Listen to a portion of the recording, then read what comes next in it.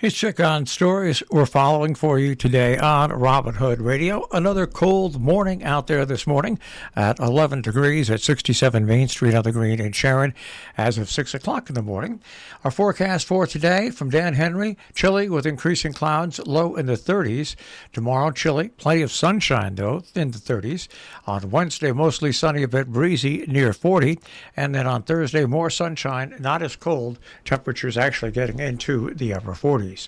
We'll take a look at that tri-state forecast with Dan Henry in just a few minutes. Taking a look at some stories we're following for you today on Robin Hood Radio.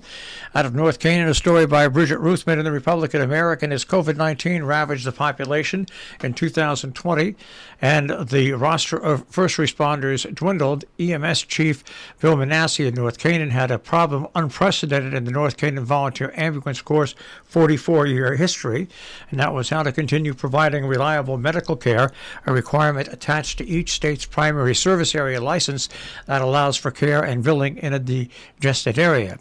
The extensive discussions and remedies that eventually followed would further change the way medical care is delivered in a region where rural community ambulance services were founded in the 1960s and 70s by volunteers. First Selectman Charlie Perotti said the town will add a line to its budget item to help pay for ambulance personnel, adding $80,000 to what was a nominal $20,000 contribution towards gas and other material expenses.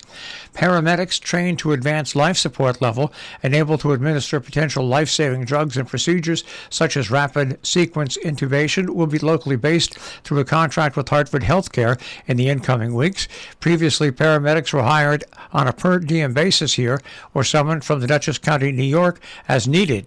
Hartford Healthcare declined to comment to the Republican American for the story or to allow any of its employees to comment. Its networked physicians, clinics, and 7 hospitals is one of the 2 largest in the state, along with Yale New Haven Health.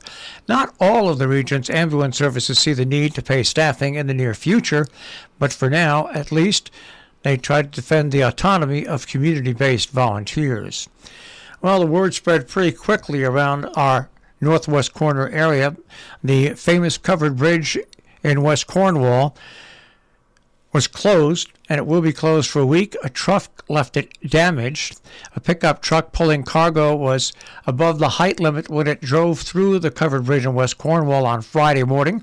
It caused extensive damage and forced the bridge to be closed for approximately 1 week, according to the State Department of Transportation. No one was injured. The upper bracing was damaged, and all of the crossbars were snapped. The bridge has a posted height limit of 10 feet 11 inches. The driver stopped after the incident and cooperated with the investigation, according to Troop B in North Canaan. State Police Traffic Services Truck Squad responded, inspected the truck, and took enforcement action against the driver, according to police.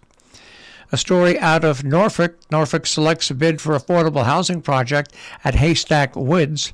This fall, the town received almost $2.5 million community development block grant for site acquisition and preparation. The foundation is a sub-receipt of those funds. The Foundation for Norfolk Living is seeing the first tangible fruits of its years-long effort to build 10 affordable homes at Haystack Woods off of Old Colony Drive. Foundation President Kate Briggs Johnson reports the bids for on-site work have been received, and they were significantly higher than the 2-year-old estimate.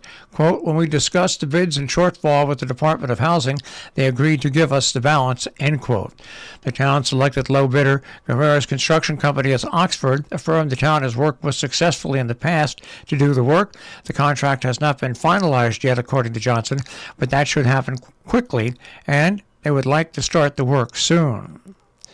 Out of Egremont, Massachusetts, a town police officer who was investigated for his role in an alleged incident of excessive force has a history of complaints that include another accusation of excessive force, as well as an alleged pursuit on a dark county road that led to a crash. The officer denies he acted improperly. Officer Matthew O'Sullivan, in an interview with the Berkshire Eagle, defended his actions in Egremont that resulted in complaints, including the case of a woman who was knocked unconscious during her arrest, or internal investigations. His disciplinary file, obtained through public records request, contains nearly a dozen instances of internal and external complaints, as well as incidents set off internal investigations. O'Sullivan said most of the complainants never followed up afterwards, and the police chief in Egremont also agreed with that statement. For almost 1 year, O'Sullivan, who is 30, has worked as a part-time officer in Sheffield, where his file is clean, according to the police chief there.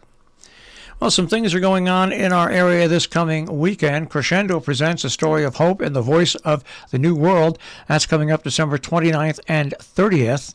Musicians will give voice to forgotten Latin American music that is only beginning to be explored and performed in our current times. Concerts are Thursday at 5:30 at Trinity Church, Lime Rock Road at Lakeville, and Friday, December 30th at 5:30 at St. James Place on Main Street in Great Barrington. Tickets and more information are available at crescendomusic.org or 860-435-4866. The Salisbury Winter Sports Association annual ski jump camp is coming up this weekend at Satre Hill on December 30th and 31st on Indian Cave Road. The event is open to children ages 7 and up. They'll learn the basics of ski jumping with the emphasis on safety and control on their smallest hill. The two-day event, which runs from 9 a.m. till 2 p.m., each day costs $50 per child. The fee includes lunch both days. You can join Club Team SWASA and participate in practices throughout the winter for tournaments. To pre-register or for more information, contact Ken Barker at 860-806-0471 or email kennethbarker@gmail.com. You can also get more information at jumpfest.org.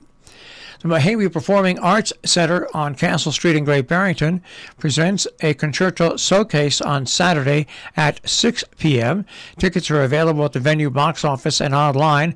Berkshire Bach member discounts do apply, and they're available at mahawi.org, troymusichall.org, and academyofmusictheater.com.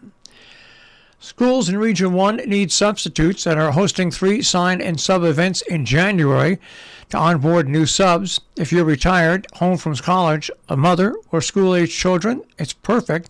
The events will be held at 3 different dates: January 4th from 1 till 4 p.m. at Sharon Center School, January 6th from 8:30 to 11:30 at Kent Center School, and January 10th from 3 till 5 p.m. at North Canaan Elementary School.